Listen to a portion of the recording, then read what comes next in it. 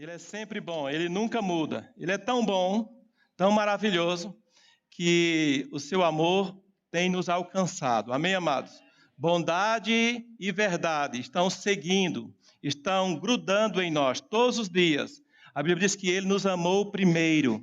E por causa deste amor, nós estamos reunidos hoje no nome de Jesus. Amém, amados? Aleluia, glória a Deus. Deus é bom demais. Sempre nos amou desde o princípio, desde o início de todas as coisas. Nós vemos o amor de Deus, a bondade de Deus alcançando o homem. Quando a gente abre nossa Bíblia, logo lá no início, quem lembra qual é o primeiro livro da Bíblia? Gênesis. Logo lá no início, nós vemos Deus criando todas as coisas. Deus criando os céus, Deus criando a terra, Deus criando os mares, tudo Deus estava criando. E tudo que Deus criava, Ele declarava, e viu Deus que era bom. Mas Deus nunca fez nada ruim. E tudo que Deus fez, Ele revelava seu caráter, sua natureza, seu reino, seu governo, a sua forma de ser. Tudo que Deus fez, Ele fez bom. Amém, amados? E quando Ele criou o homem, a Bíblia diz que Ele viu que era muito bom. Amém? Você pode crer que de tudo que Deus fez, você foi o melhor que Deus criou. Você é um acerto de Deus. Deus não errou quando Ele te fez. Deus não errou quando Ele abençoou sua família.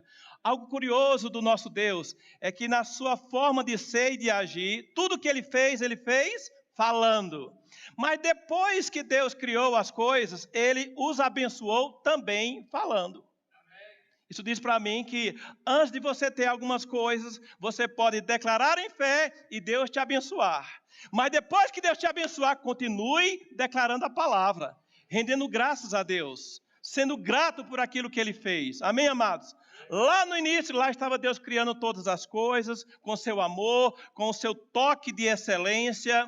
Mas nós sabemos que o homem pecou, já conhecemos essa história.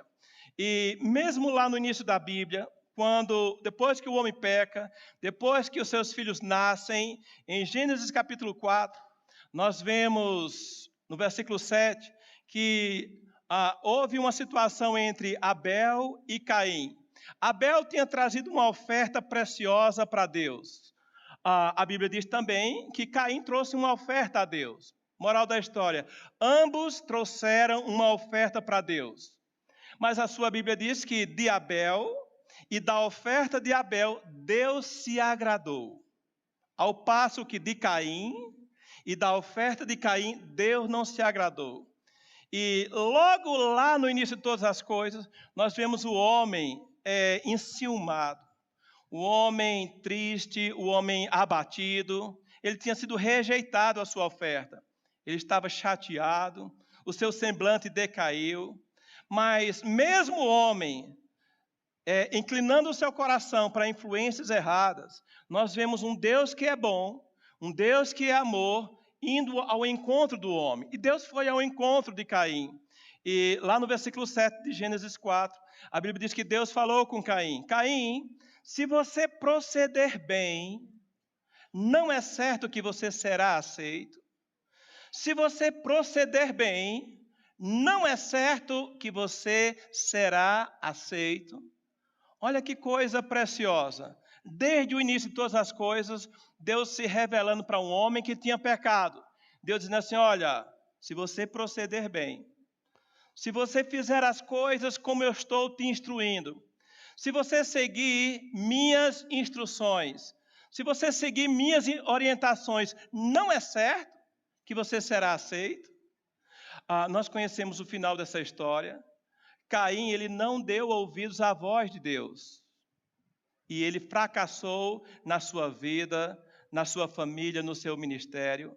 E chegou até a cometer o primeiro homicídio da história.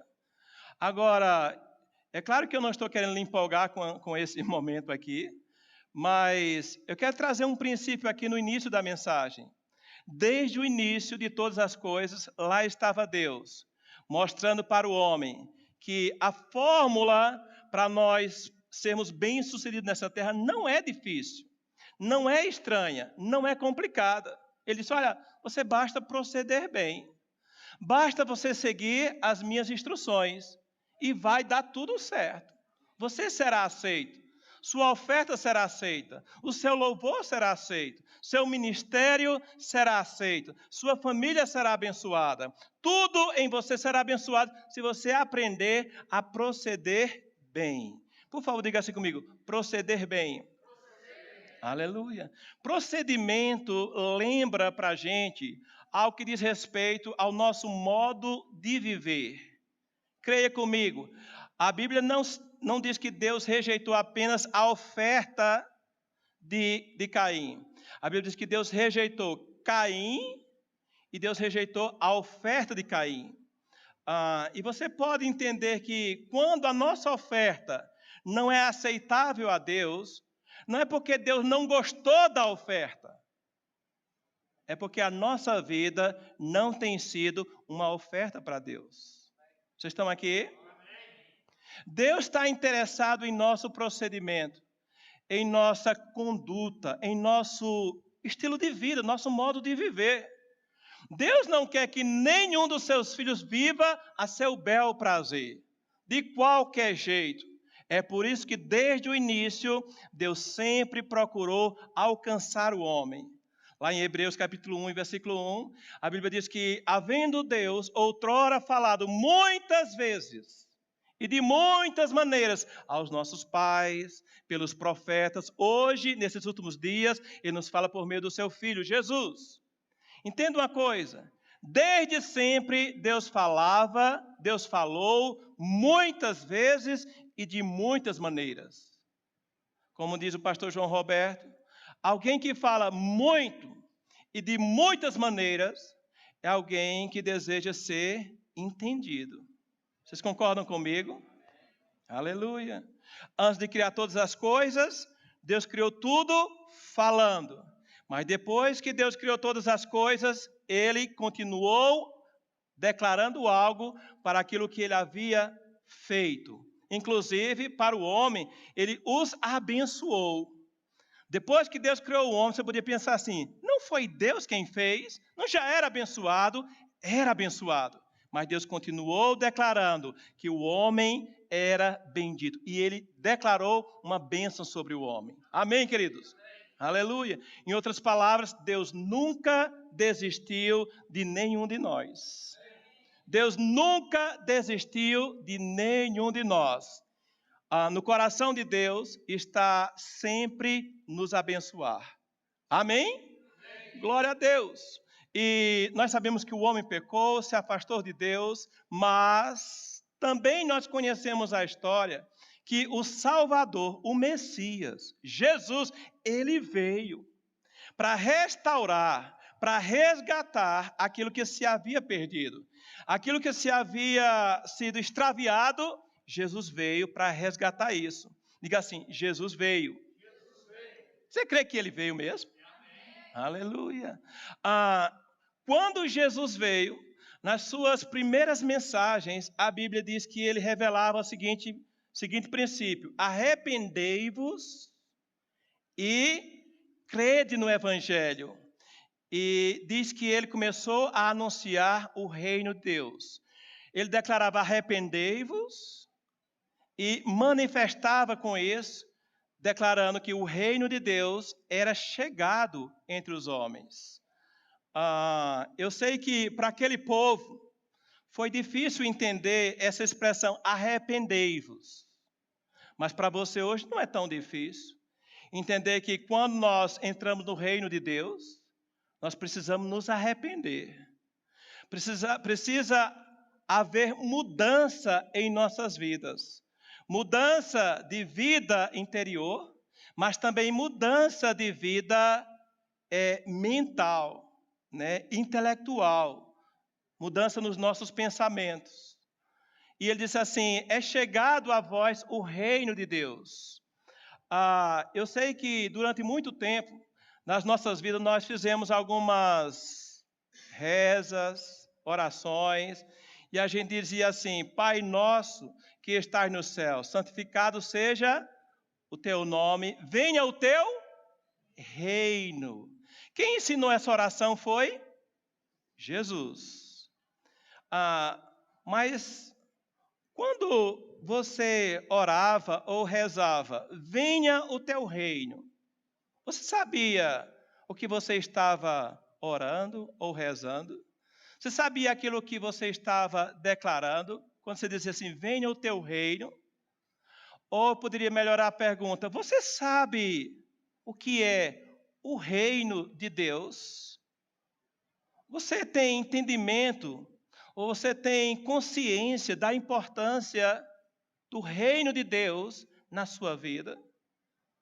Lá em Colossenses 1 e o versículo 13, a palavra nos revela que Deus, Ele nos tirou do império das trevas e nos transportou para o reino do Filho do seu amor.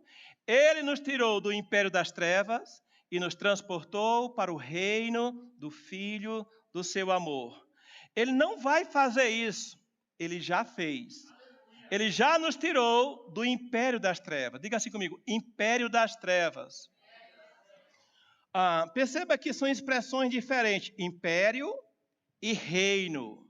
Quando nós vivíamos debaixo do governo do diabo, quando nós éramos inimigos de Deus, quando nós não éramos crentes, não havíamos nascido de novo, nós vivíamos debaixo do império das trevas. Nós não estávamos lá porque a gente queria. Lá era um império. As coisas não eram livres e opcionais. A gente não fazia o que a gente queria. Nós éramos governados pela nossa velha natureza, pelo nosso velho homem, pela nossa carne, literalmente. Fazíamos a vontade da carne, dos pensamentos, dos pecados, do diabo e assim por diante. Nós não sabíamos o que era nosso por direito. Nós não sabíamos quem nós éramos para Deus. Nós não sabíamos o que é que nós podíamos em Deus. E vivíamos debaixo de um jugo de escravidão. Tipo o povo de Deus, porém, no Egito. No Egito, o povo de Deus era escravizado. Mas a exemplo do povo de Deus no Egito, um dia Deus nos tirou do império das trevas. Um dia Ele nos resgatou. E Ele fez isso por meio do sangue de Jesus. Amém, amados? Você é feliz por causa do sangue de Jesus? Agora, não bastasse Deus ter nos tirado do domínio das trevas, da escravidão do diabo, Ele nos transportou para o reino do Filho do seu amor. Hoje, eu e você fazemos parte não apenas de uma boa denominação, muito menos de uma religião, mas hoje nós fazemos parte do reino do Filho do amor de Deus. Diga assim comigo, reino do Filho do amor de Deus. Isso não soa poético para você? Não somente reino de Deus, mas reino do Filho do amor de Deus. Ou seja, você está em um negócio que não é uma coisa, é algo que envolve carinho, envolve amor, envolve paz, envolve alegria, envolve bem-estar, envolve satisfação, envolve prazer espiritual. Muitas vezes você não entende as coisas do reino, mas você sabe que você tem o reino dentro de você. O reino de Deus, amados, é a própria natureza de Deus. São os pensamentos de Deus, a maneira como Deus vê as coisas, como Deus transmite as coisas, seria a constituição dos céus, a forma de Deus ser, a forma de Deus falar, a forma de Deus agir, a forma de Deus operar, você poderia entender, é o reino de Deus. E o que é que Deus fez com isso? Ele colocou dentro de cada um de nós. Amém, amados? Amém. Aleluia. Nós literalmente temos o reino em nossas vidas. Nós não só entramos no reino, mas nós temos o reino em nós. Você definitivamente não é qualquer coisa, nem qualquer pessoa. Você carrega o reino em você. Você carrega a presença de Deus em você. Como costuma dizer o pastor Humberto, lá de Recife, alguém que tem a presença de Deus dentro dele não pode ser uma pessoa normal. Aleluia! Você não é qualquer um. Você tem o reino em você. Você tem a vida do reino, o favor do reino de Deus em você. Aleluia! Não mais escravos do medo. Agora, filho de Deus. Participante do reino. Mais do que ser da verbo da vida, você é do reino de Deus. Não daquela igreja, mas do reino. Amém, amados? Diga assim, eu faço parte do reino de Deus. Aleluia, fomos tirados. Você nem pediu para sair, você foi tirado. Você foi resgatado. Isso custou, não o seu salário, mas o sangue de um justo. Alguém que não tinha pecado, resolveu assumir o nosso pecado, para que pessoas cheias de pecado pudessem viver uma vida justa e santa diante de Deus. Foi isso que Jesus fez conosco. Uma troca. Na nossa mente não tem lógica, mas na mente de Deus tem todo o poder. Essa troca que Ele fez. Estão comigo, amados? Aleluia!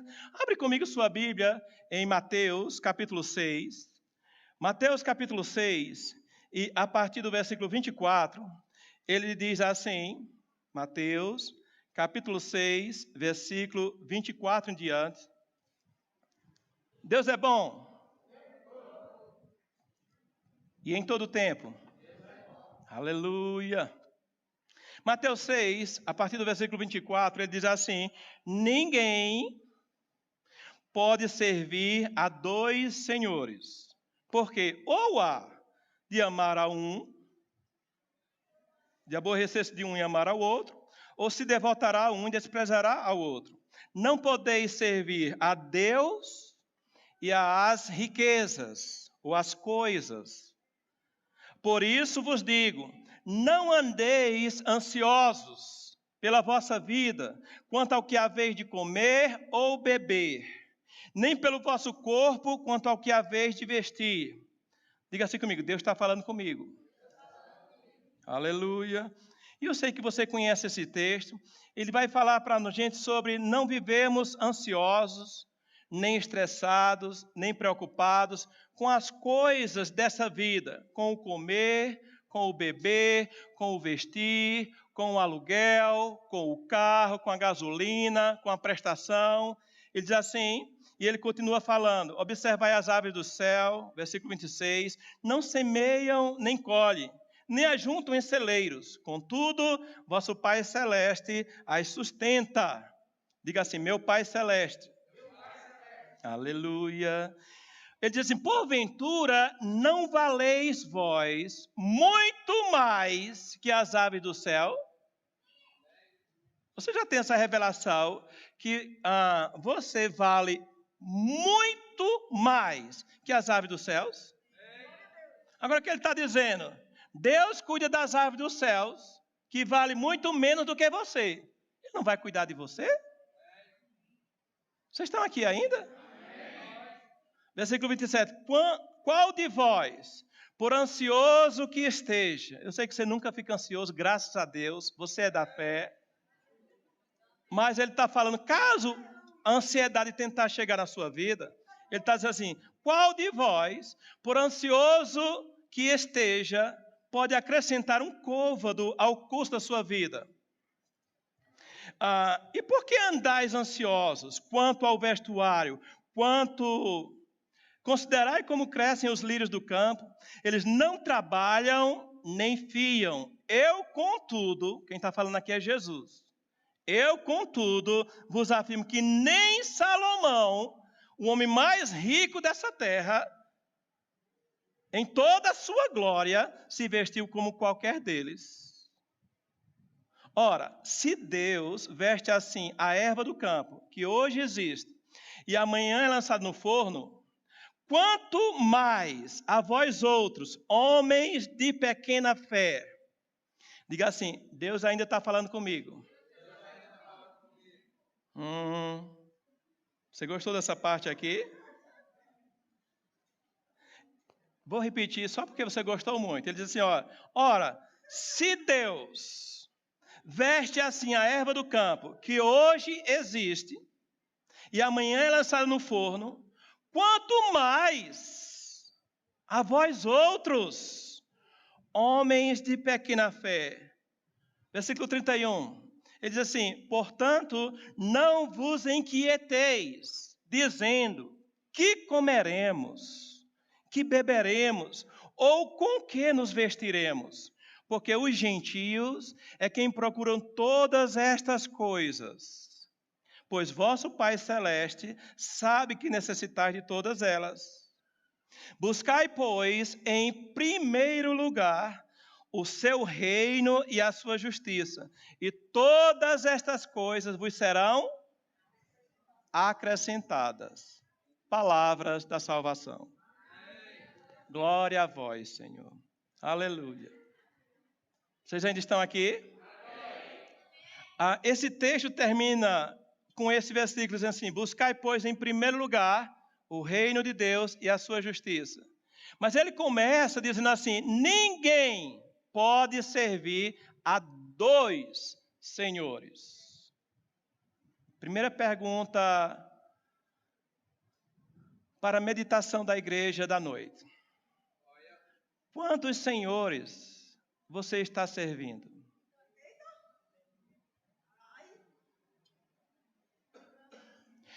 Quantos caminhos você está trilhando? Você está servindo a Deus somente? Está adorando a Deus somente? Ou está servindo a Deus e também tentando servir as coisas, as circunstâncias, os momentos, e assim por diante? Quantos deuses nós temos servido? No passado, eles tinham deuses em casa. Era comum, até mesmo o povo de Deus, ter imagens, deuses em casa. Quando se levantava um rei ungido por Deus, a primeira providência dele era destruir todos os deuses. Perdão. Deixa eu beber água, aleluia.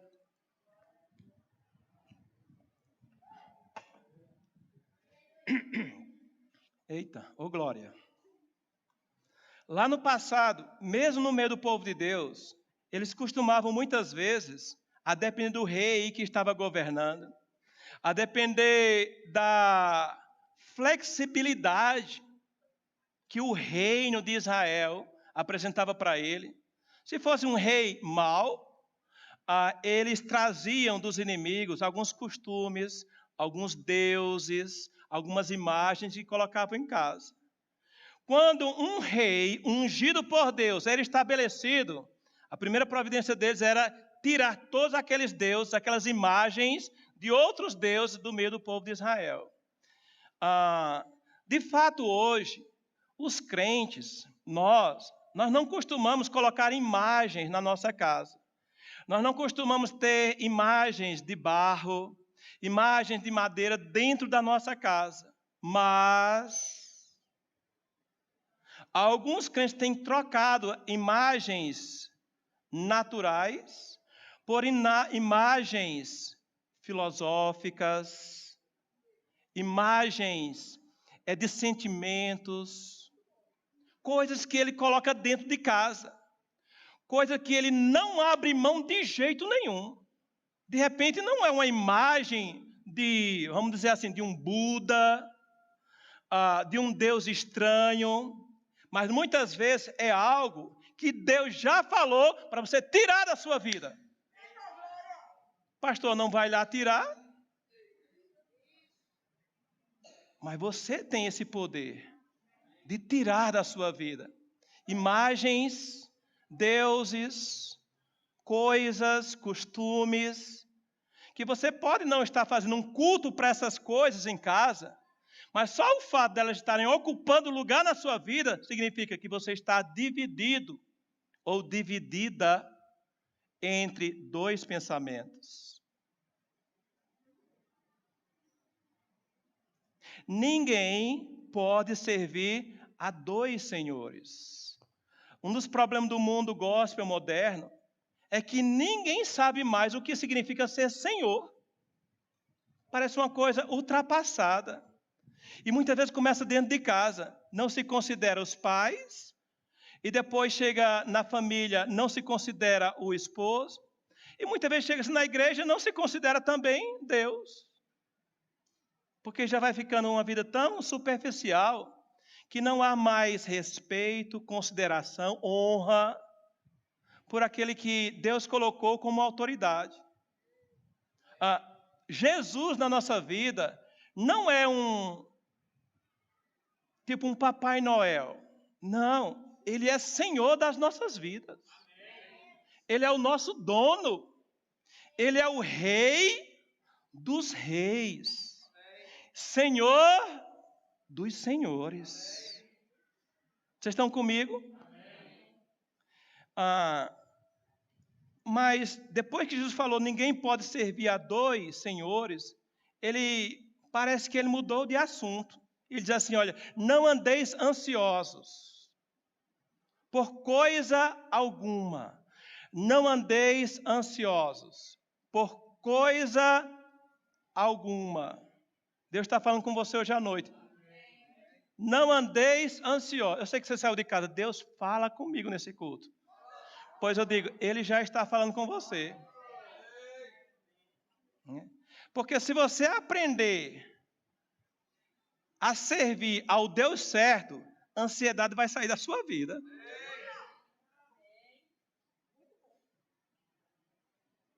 Não andeis ansiosos por coisa alguma. Ansiedade, traduzindo aqui o versículo 30, quando ele falou de homens de pequena fé, eu diria assim para você, ansiedade é coisa de gente de pequena fé. Pequena fé soa para a gente algo tipo, eu aprendi, pastor, que se a nossa fé for do tamanho de um grão de mostarda, ela já pode fazer muita coisa. Pequena fé não é ter uma fé necessariamente pequena, é ter uma fé inoperante, uma fé fraca, uma fé pobre, uma fé que não resolve a situação, uma fé que não agrada a Deus. Quando o nosso coração está na coisa errada, a ansiedade domina a nossa vida. Não somente ansiedade, Jesus falou de ansiedade aqui particularmente.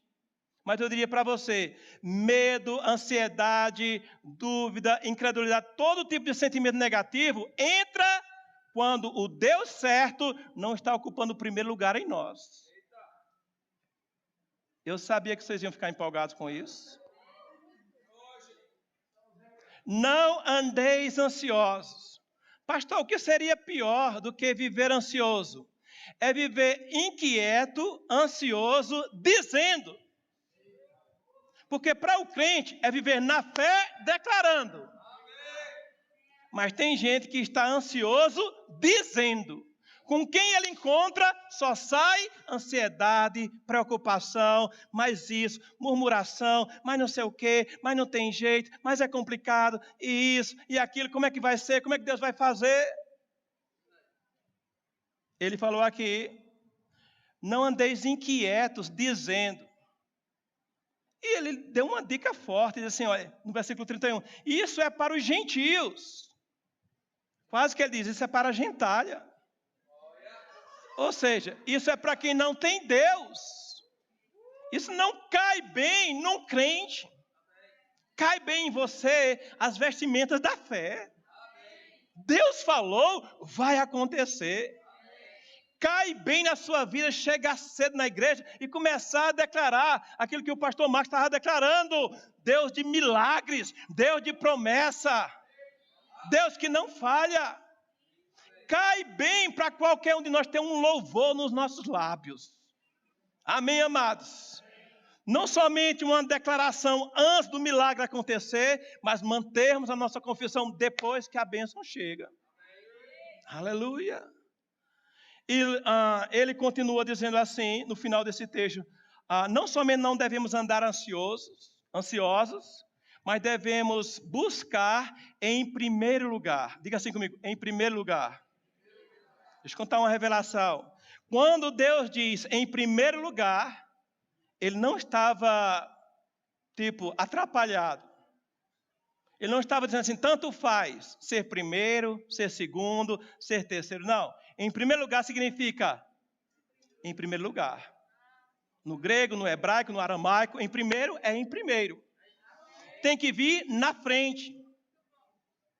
Buscai, pois, em primeiro lugar. Como alguém pode buscar em primeiro lugar o reino de Deus se ele não sabe o que é o reino de Deus? Buscai, pois, em primeiro lugar o reino de Deus e a sua justiça. Quando nós aprendemos a priorizar, a buscar, a valorizar, a absorver a cultura do reino de Deus e os princípios da justiça de Deus, não somente nós vamos ter as coisas que o mundo corre atrás, mas essas mesmas coisas, elas serão acrescentadas na nossa vida. Acréscimo, diga assim comigo, acréscimo. Veja que na mente de Deus, Ele não quer apenas que você tenha, Ele quer que você tenha acréscimos. Ele quer que você tenha mais, abundantemente mais. Agora, enquanto eu lia isso, eu já preguei isso muitas vezes, mas soou no meu coração, especialmente num tempo de mídias, de estrelismos, de celebridades, até mesmo no mundo gospel. Soou para mim que Deus não estava dizendo assim, buscai, pois, em primeiro lugar o seu reino. Mas Deus falou, buscai, pois, em primeiro lugar o reino de Deus. Tem muita gente boa, até mesmo dentro das igrejas, buscando o seu reino. E não satisfeito com isso, há muitos buscando a sua justiça. Deixa eu te revelar. Não é o seu reino, nem é a sua justiça. É o reino de Deus e é a justiça de Deus. Quando priorizamos o reino de Deus, nós estamos priorizando o jeito de Deus. E eu postei recentemente, na minha página, no Facebook, a seguinte afirmação. Nós devemos aprender a não somente gostar de Deus, mas aprendemos a gostar daquilo que Deus gosta. Aquilo que faz parte do reino de Deus. Aquilo que faz parte da cultura de Deus. O estilo que Deus tem para nós. Dos pensamentos que Deus tem para as nossas vidas. Não dá mais para a gente gostar de Deus, flertar com Deus e viver uma vida totalmente desalinhada com aquilo que Deus tem para nós. Obrigado pela empolgação de vocês. Aleluia. Buscai, pois, em primeiro lugar, não o seu reino, amados, não o seu bel prazer, não os seus impulsos gospels, mas é porque eu quero assim. Isso é o seu reino. Mas é para a gente buscar o reino de Deus. É a forma como Deus pensa. É como Deus ensinou. É o modo de Deus. Buscar o reino de Deus é você buscar do jeito de Deus. É como Deus quer que seja. Eu sei que cada igreja tem uma doutrina, uma tal de doutrina, né? E muitas igrejas estão muito satisfeitas por viver empurrando doutrina na igreja. Tem que seguir a doutrina, tem que seguir a doutrina, tem que seguir o que o pastor manda. Pois nesse lugar, amado, nós vamos ensinar você a buscar o reino de Deus. Aleluia. Porque não é a doutrina de Deus, é o jeito de Deus. É como Deus vê as coisas. É como o Deus bondoso lá do início fez e como Ele estabeleceu que deve funcionar as coisas. O reino de Deus é a forma que Deus faz as coisas funcionarem. Eu diria assim para você, quando você compra um celular de última geração e você tem que aprender como é que aquilo funciona. Eu sei que você é rápido para aprender a fazer ligação e entrar nas redes sociais. Você sabia que um super celular ele tem mais coisa do que ligar e entrar nas redes sociais? Já chegou essa revelação para você? Sabe que, mas muitas vezes nós não temos paciência de buscar o manual, de buscar as informações e tirar mais proveito do celular. No reino de Deus nós podemos buscar mais. Diga assim comigo, buscar. Aleluia.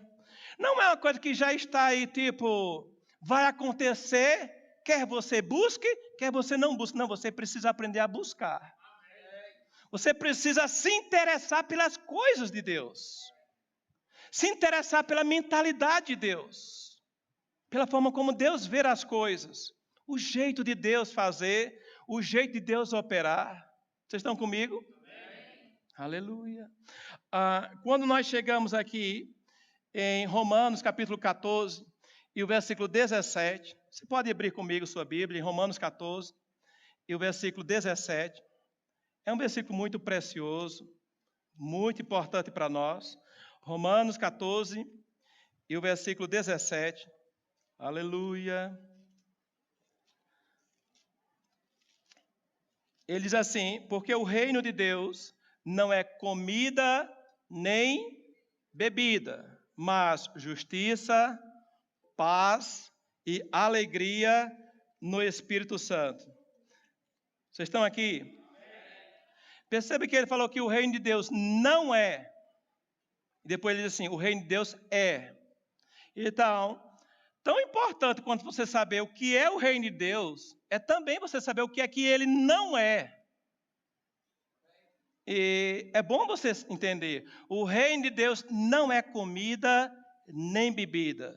Se nós fôssemos ler esse texto inteiro, você ia chegar ao seguinte entendimento. Paulo estava falando ali sobre discussões. O que é que pode e o que é que não pode. Pode comer isso? Não pode comer isso. Pode beber isso? Não pode beber isso.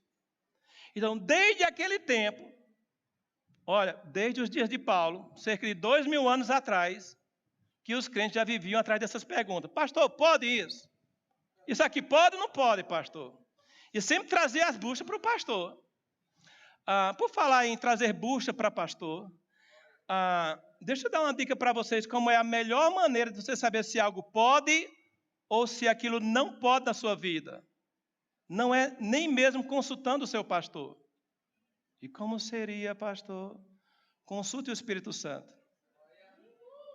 Muitas vezes um anjo não vai aparecer no seu quarto. Muitas vezes o Espírito Santo não vai falar audivelmente, ainda que ele o faça muitas vezes. Mas possa ser que você não ouça audivelmente a voz do Espírito Santo, mas no seu coração você vai perceber a resposta que ele vai te dar. Quando você aprender a sentir paz com aquela resposta, significa o Espírito Santo está concordando com aquilo. Quando aquilo que você está perguntando começar a engasturar você, começar a arranhar dentro de você, tipo um bocado de gato mordendo você, arranhando, isso significa que o Espírito Santo está dizendo, não faça isso. Não é isso. Está reprovando aquilo. Vocês estão comigo?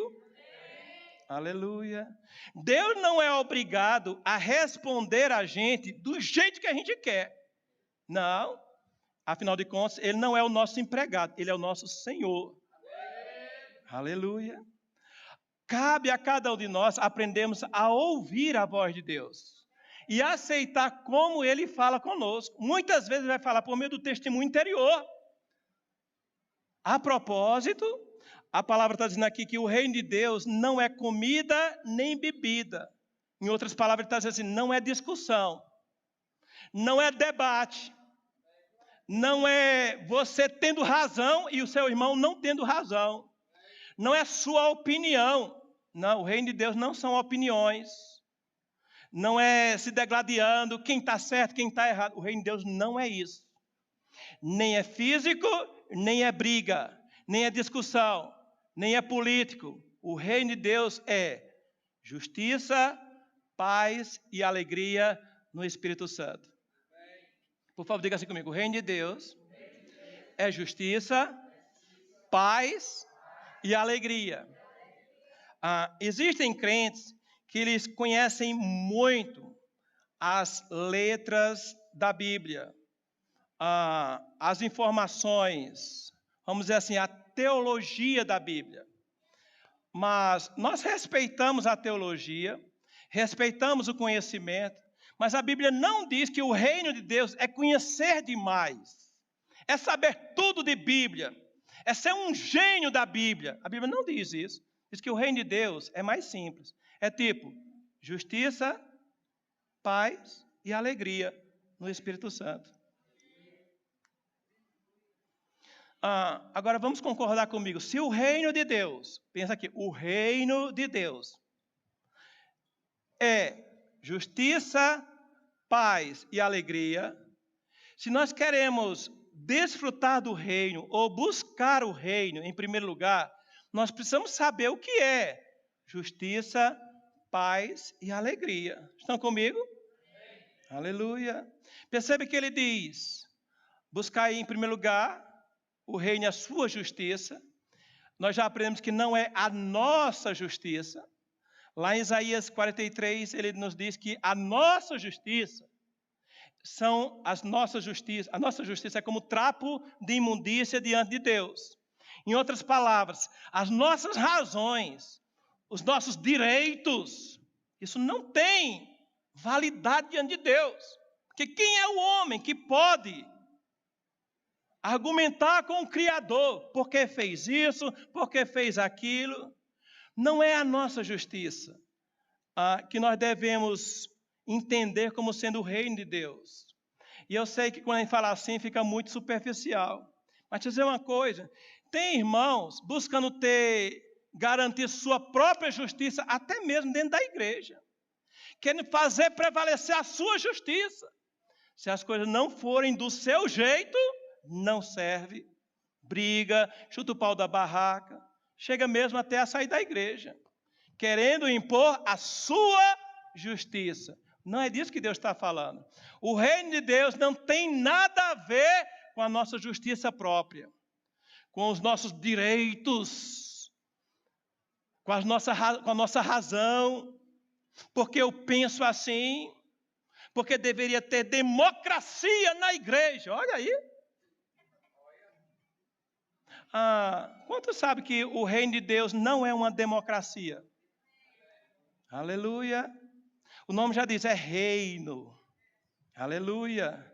Democracia, vocês sabem que veio lá dos gregos, e diz respeito ao governo do povo, a votação.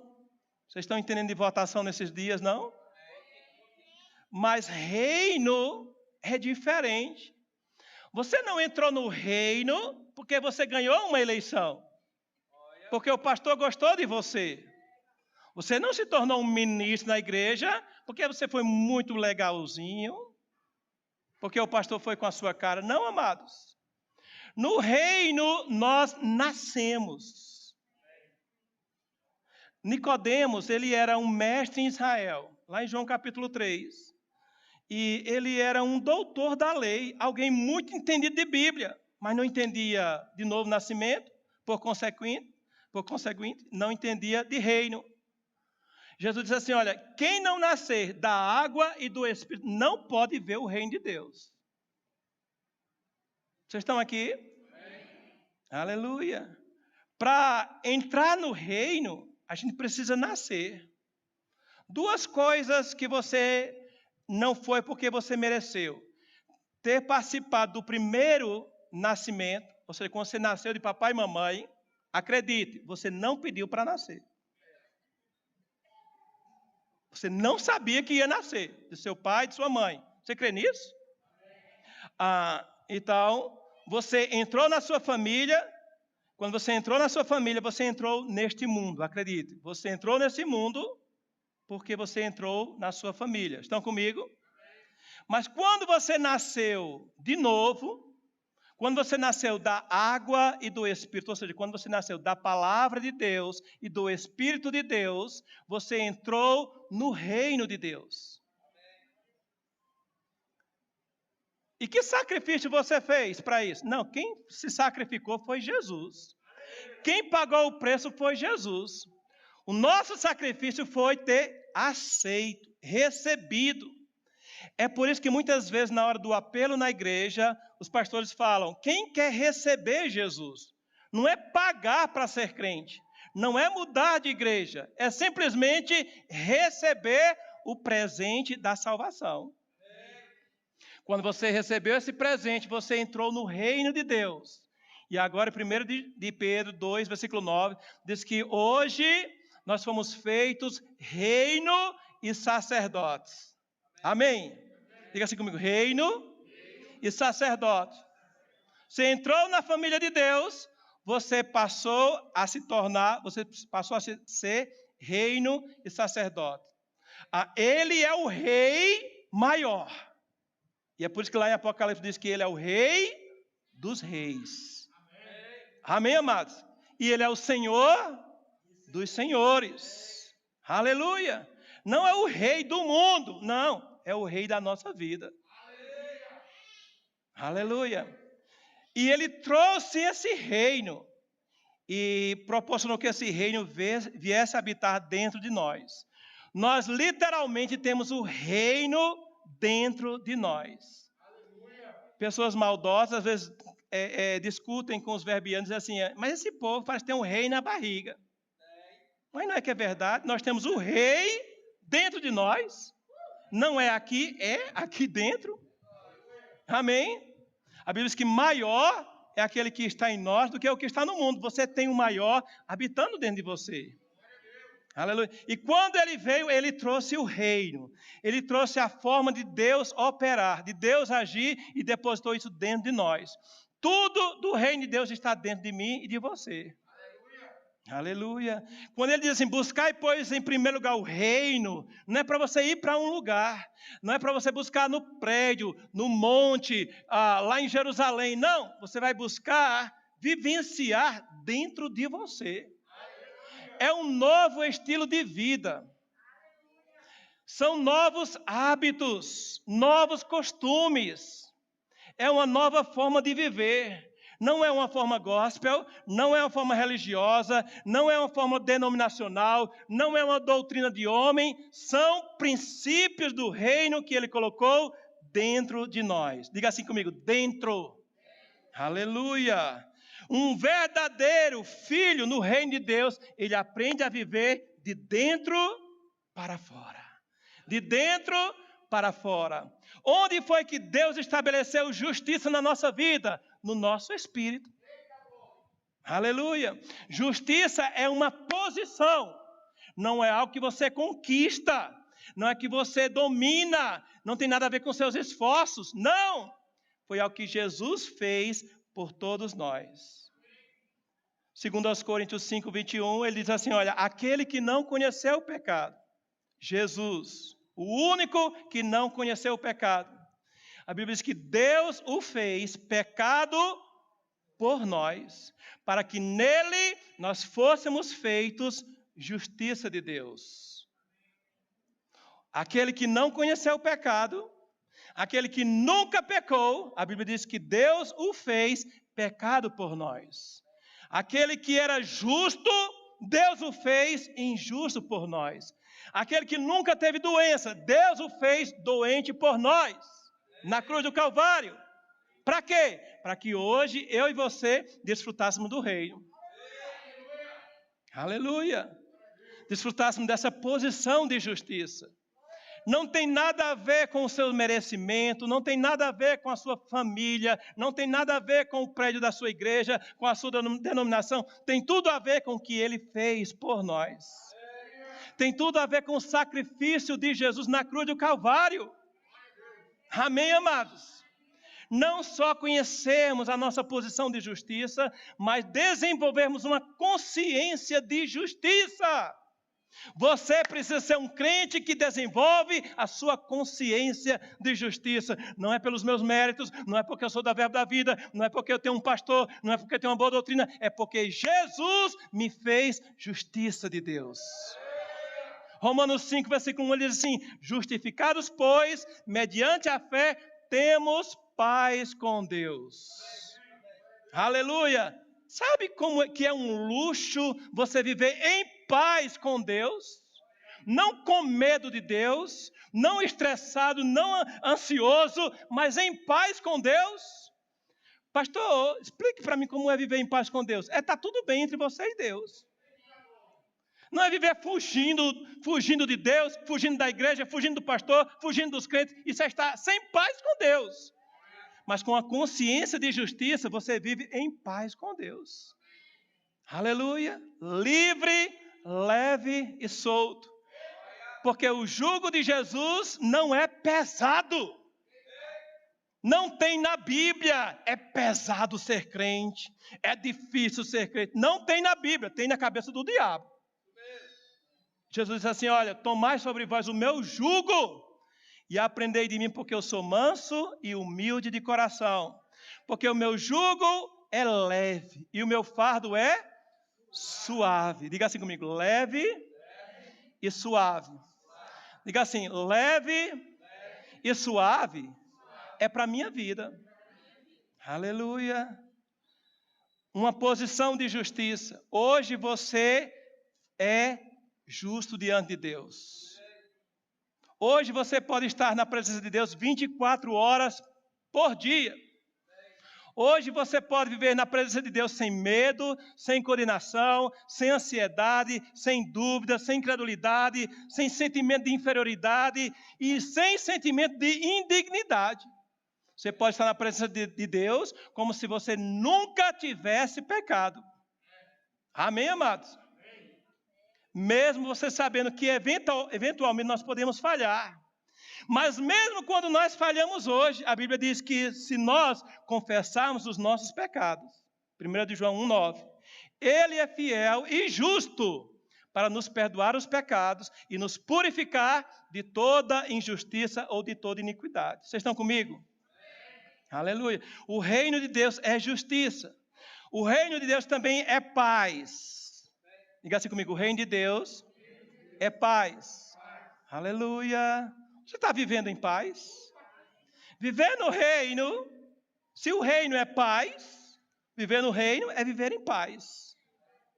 Agora, é precioso demais você ter paz com Deus. Glória a Deus por isso. Mas não é somente paz com Deus. Precisamos ter paz com nossos irmãos. Paz na nossa casa. Paz nos negócios. Paz em tudo que nós realizarmos.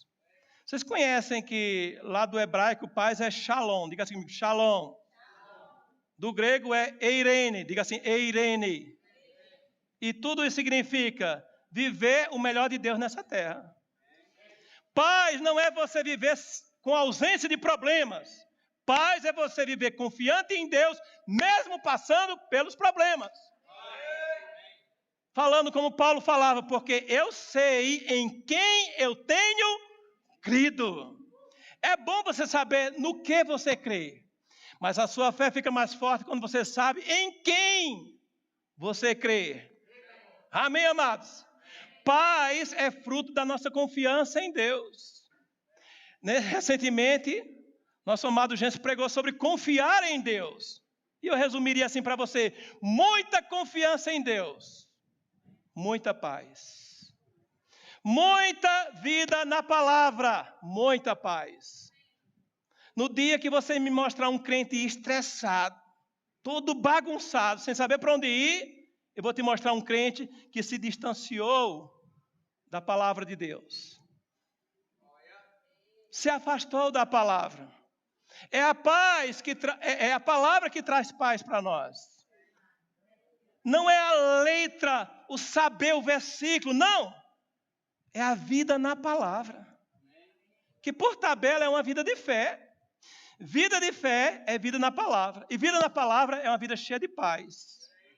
Você sabe que tem problema. Você sabe que tem coronavírus. Você sabe que tem política. Você sabe que tem emprego, que tem perca, que tem isso, que tem doença. Mas você está em paz. Porque você confia naquilo que Deus falou. Aleluia. Você, com a vida na palavra, você pode até estar dentro da cova dos leões, dentro da prisão, dentro da circunstância, dentro da doença, dentro da escassez, mas Você pode estar lá, mas aquela situação não está dentro de você. O que está dentro de nós, o que está dentro da nossa vida deve sempre prevalecer aquilo que está fora. Se paz está dentro, você deve irradiar essa paz lá fora. Vocês estão aqui? Aleluia. Devemos viver em paz dentro da nossa casa. Nós devemos ser pessoas de paz.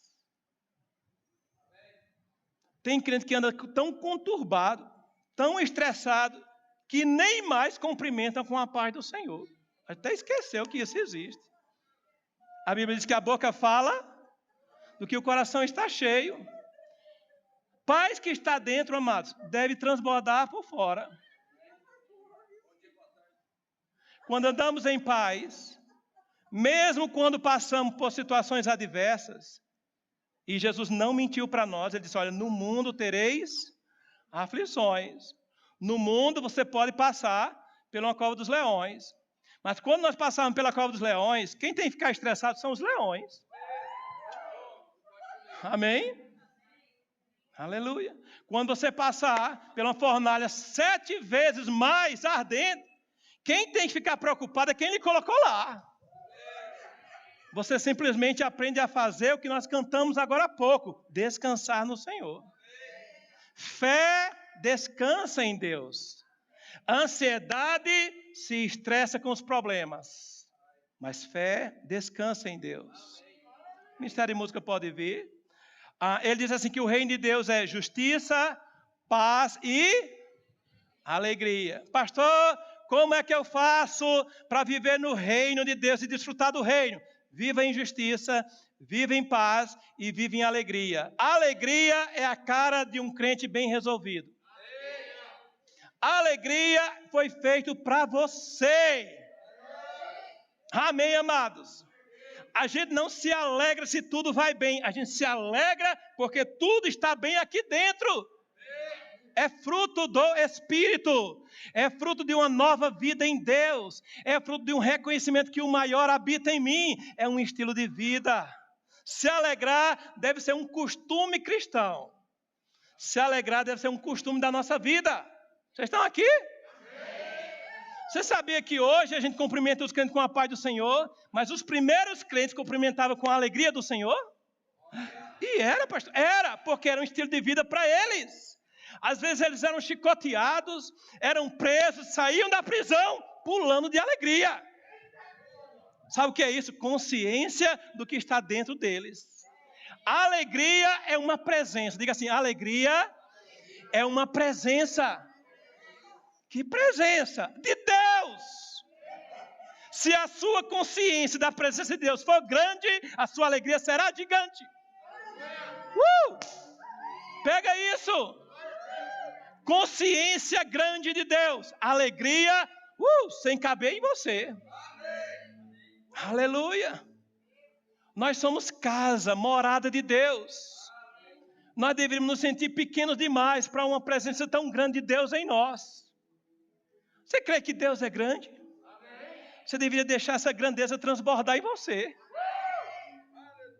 Pastor, mas eu não estou com vontade, mas Deus está com vontade.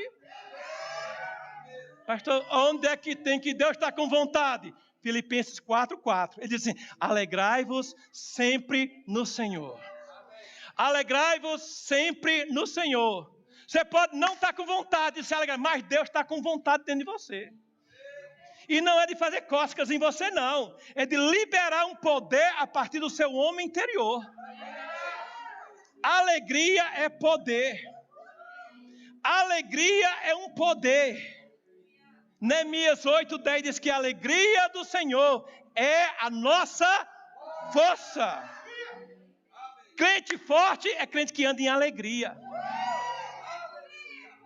Está com vontade, se alegra em Deus. Culto maravilhoso. Não está com vontade, se alegra do mesmo jeito. Pastor, mas não é incoerente a gente se alegrar sem estar com alegria? Não, porque a nossa alegria não é a alegria do mundo, que precisa de uma piada, que precisa de um filme, que precisa de uma brincadeira. Não, a nossa alegria é a alegria do Senhor em nós. É um reconhecimento da presença. Eu sei que o mundo religioso,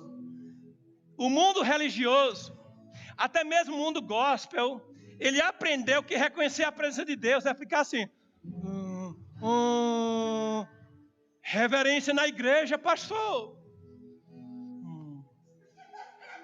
Isso não é reverência. Isso é cara de jumento na porteira. Reverência diante de Deus é você considerar que o maior está dentro de você. Que o maior já resolveu a parada. Reverência é você se alegrar em Deus. A alegria do Senhor é a nossa força. Eu posso me alegrar. Eu posso celebrar. Quando tiver tudo bem, se alegre. Quando não tiver bem, se alegre. Eu posso dançar. Eu posso pular. Eu posso rir. Uhul!